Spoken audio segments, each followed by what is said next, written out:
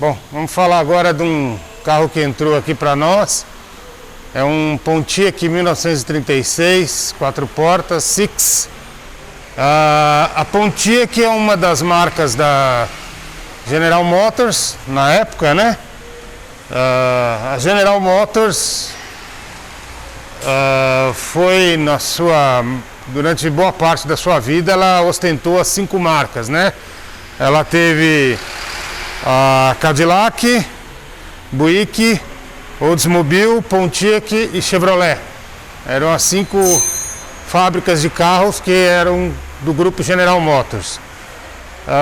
O nome Pontiac, né, que lá em inglês eles chamam de Pontiac, é um chefe indígena da tribo Ottawa que viveu na região dos Grandes Lagos ali, onde é Michigan, né, Detroit ali, né? E ele liderava o combate à colonização inglesa no século XVIII, 1700 e alguma coisa. Então, existe uma cidade lá chamada Pontiac, em Michigan, até onde é a fábrica da Pontiac, e a General Motors, quando comprou uma fábrica de automóveis chamada Oakland, que era uma fábrica independente que fabricava carros, ela resolveu rebatizar esses carros como Pontiac. Então aí surgiu a história aí da Pontiac. Como a Pontiac era a marca logo acima da Chevrolet, ela dividia no seu modelo básico, porque a Pontiac tinha os Pontiacs de 6 cilindros e os de luxo 8 cilindros. Os Pontiac 6 cilindros, eles dividiam o chassi com o Chevrolet. Então, ele na verdade, ele parece muito com o Chevrolet, apenas, claro, ostentando os detalhes e a motorização da Pontiac, né? Então esse carro aqui veio pra gente, era um carro que estava parado há muito tempo também. Então, nós já diagnosticamos aqui que nós vamos precisar fazer manutenção de freio, regulagem de carburador, limpeza de tanque, enfim. Nós vamos fazer uma revisãozinha elétrica e vamos deixar esse carro em ordem aí para funcionar. A gente notou um barulhinho no motor, mas como esse carro não vai ser um carro assim, que o dono dele não vai usar muito, é só de vez em quando vai ligar e tal, a gente até achou que não vale a pena abrir e fazer o motor inteiro do carro, já que o uso dele vai ser muito pouco. Então, na verdade, nós vamos cuidar da manutenção básica dele mesmo, para ele poder ligar e andar para frente, se movimentar dentro do galpão da coleção, e assim que a gente terminar a gente já vai entregar. Então tá aí, curtam aí esse belo Pontiac 36 aí com as suas curvas e suas linhas únicas aí.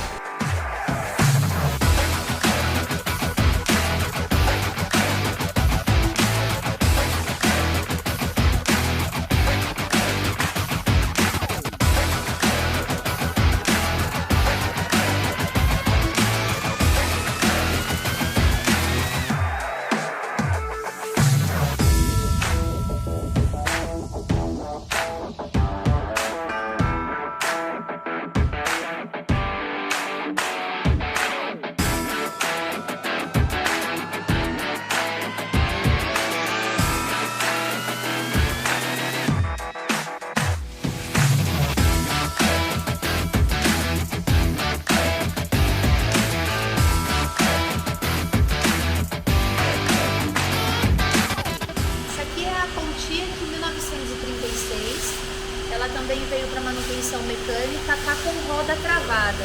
A gente vai ter que fazer toda a parte de suspensão e freio também. Esse sistema, né, Júlio, é um sistema que a gente nunca tinha visto aqui, é bem diferente. O Júlio vai explicar porque eu realmente não entendo nada do que ele vai falar. Então, esse sistema de freio, ele é acostumado com que nem todos os outros veículos. Porém, ele tem um sistema de suspensão com amortecedor com braço oscilante.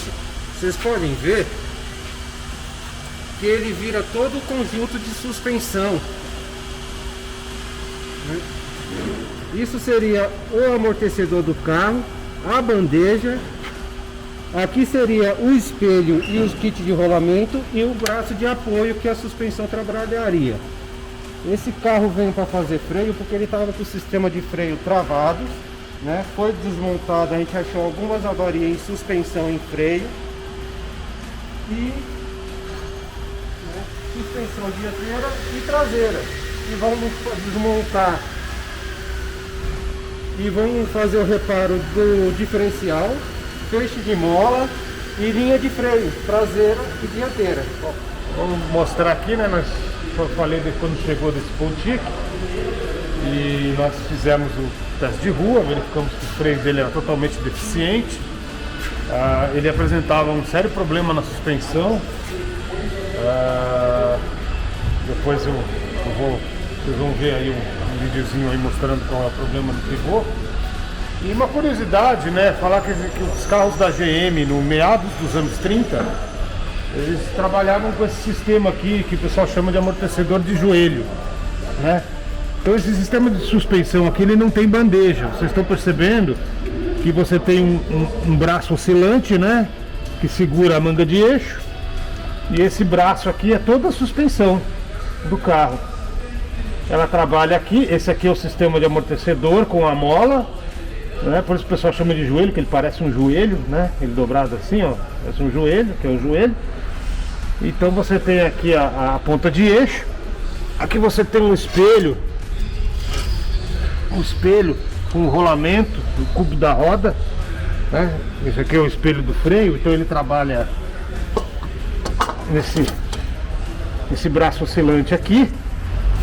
E quando ele vai passando no buraco e faz esse movimento, para que essa peça aqui mantenha-se sempre na posição vertical, você tem esse segundo braço que trabalha ligado aqui na suspensão e preso aqui embaixo. Então esses dois trabalham em paralelo aqui assim, que fazem com que esse espelho sempre fique na mesma posição.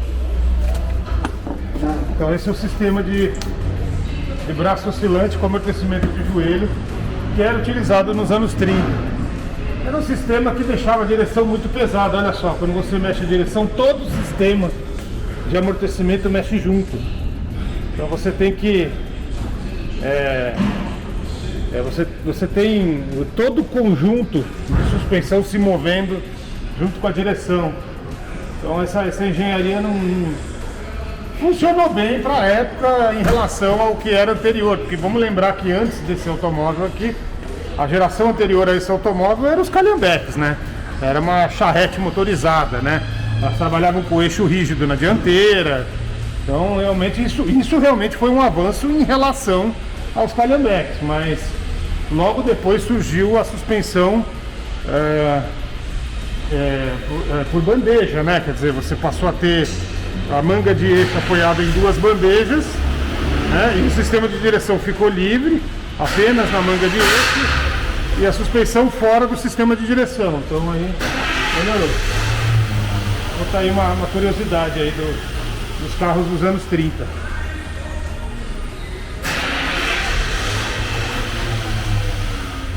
Completando aquilo que eu acabei de explicar da suspensão de braço oscilante e amortecimento do joelho dos anos 30. Esse aqui é um parzinho que nós temos aqui de Chevrolet 1931, que ainda é uma herança dos carros dos anos 20, né? Então você vê que a suspensão dianteira do carro é um eixo rígido, né? Ainda como se fosse uma charrete mesmo. Então você tem um eixo rígido apoiado nas molas, o amortecedor aqui e o conjunto do pivô trabalhando dentro do espelho de roda. Então a suspensão não era independente, né? Quer dizer, você tinha um eixo rígido na dianteira. Então o carro, qualquer solavanquinho, ele todo absorvia o solavanco. Então a suspensão de braço oscilante realmente foi um avanço em relação a isso, tá? E após esse sistema, né, veio o sistema de braço oscilante. Já no final dos anos 30, aqui nós vamos pegar aqui, ó,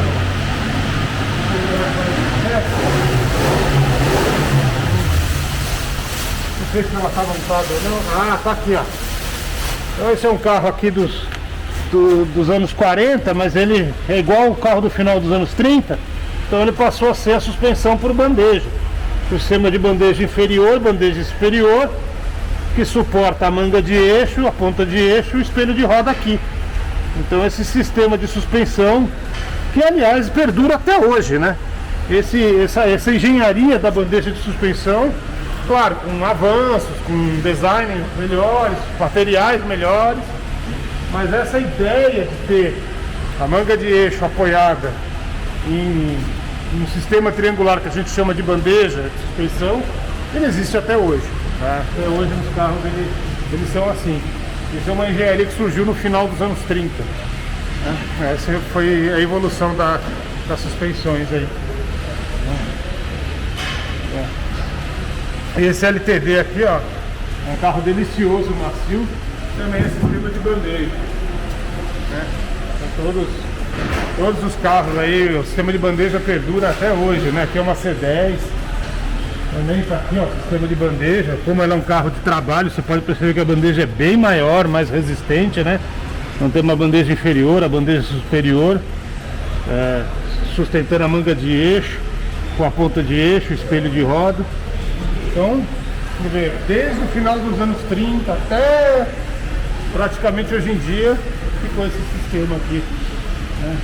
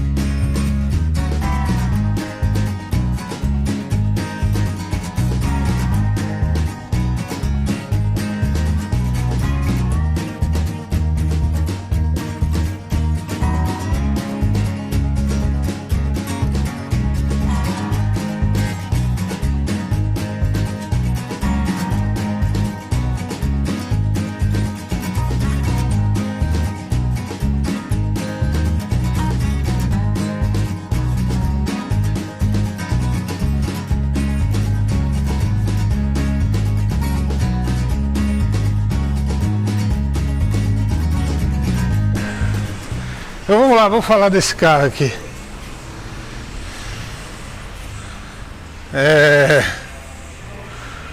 Eu tô com... Fala pessoal, eu acho que eu preciso pegar uma trena. Pera aí, produção, vou pegar uma trena aí.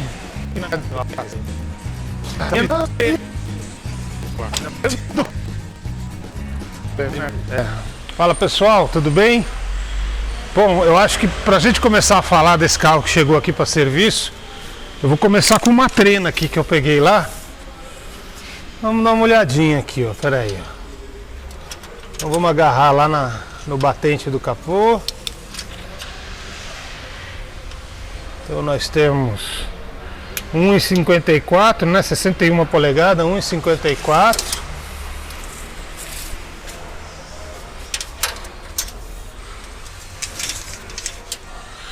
Nós temos por 1,53, quase 1,54 mesmo. Então quer dizer, nós temos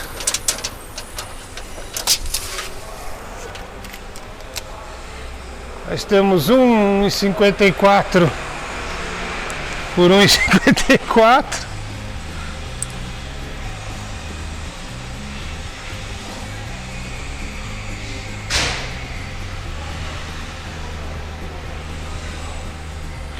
Nós temos 2,37 metros quadrados só de capô, só de cofre. Não é nem de capô, é de cofre do motor, né? De capô. 2,37 metros quadrados só de capô. Estamos falando de uma legítima barca americana, um petroleiro, um navio, uma banheira, né? Quantos apelidos esse tipo de carro não levou? Esse é um Ford Thunderbird 1972, um motor 429 da Ford, Big Block, gigantesco, Então vocês podem ver aí, ó, só o tamanho do cofre do motor é praticamente metade do tamanho de um carro de hoje, né?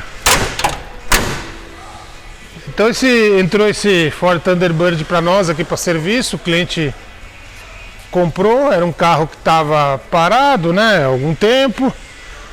A gente percebe aqui pela pintura, pelo estado geral dele, pelo alinhamento dos frisos. Ele é um carro que está muito inteiro, está muito bom. Eu classifico o estado dele como muito bom. Tem alguns defeitinhos aqui nesse teto de vinil aqui, um padrão até de oncinha aqui, mas estamos falando de uma peça de quase 50 anos, né? Uma peça que sofre a intempérie e ação de produto químico há 50 anos. A gente vê os acrílicos da lanterna e olha o tamanho do acrílico dessa lanterna. Isso são duas metades, mas olha o tamanho desse acrílico contínuo. Isso aqui para ressecar, trincar, bater, né? Os frisos também inteiros, sem sinal de nada.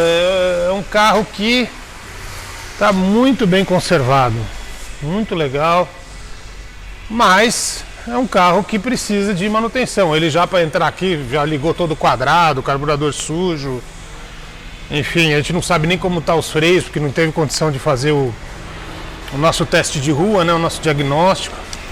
Então esse é o carrinho que entrou para fazer esse serviço básico, da gente pegar o carro, diagnosticar os defeitinhos de uso dele e arrumar e deixar desse mesmo jeito. Vamos dar uma polida, vamos limpar um pouco mais essa sujeira aqui, passar um silicone, vamos deixar o pneu pretinho, o carro vai acender, vai ficar com a mecânica em dia, em ordem.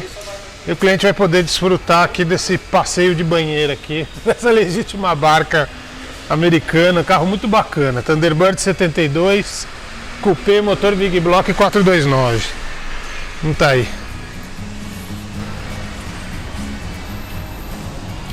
Um outro detalhe importante a se ressaltar é o pessoal aqui no Brasil chama de tabelier, né? A gente chama de dashpad.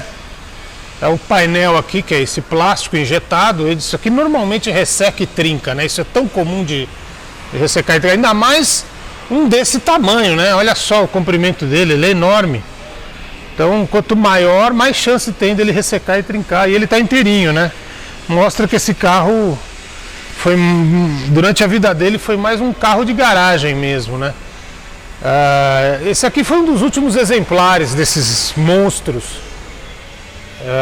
Eu digo monstros em tamanho de motor, de consumo de combustível, porque em 1973 ocorreu a primeira crise do petróleo, né? Onde tivemos desabastecimento, tivemos uma alta significativa de preços, os preços subiram mais de 10 vezes o que custava o litro, né, o galão da gasolina, na época, em 1973. Então isso decretou definitivamente o fim da era dos grandes carros americanos. Esses carros eles já vinham perdendo força, perdendo mercado. Você já tinha a entrada de compactos médios e pequenos vindos da Europa, do Japão. Mesmo os Estados Unidos já tinha as suas grandes fábricas, já tinham seus carros menores, compactos, né, que foram sendo lançados no final dos anos 60, começo dos 70. Nisso a gente tem o Maverick, o Mustang, que eram carros menores. Tínhamos carros menores ainda, né? Tínhamos no começo da década de 70, começou a entrar os carrinhos 4 cilindros com carroceria pequena, estilo hatch. Então, quer dizer, toda essa tradição, essa herança de se fabricar um carro imponente, grande e poderoso, ela acabou definitivamente com as crises do petróleo a partir de 73. Então essa aqui é uma das últimas barcas remanescentes, assim.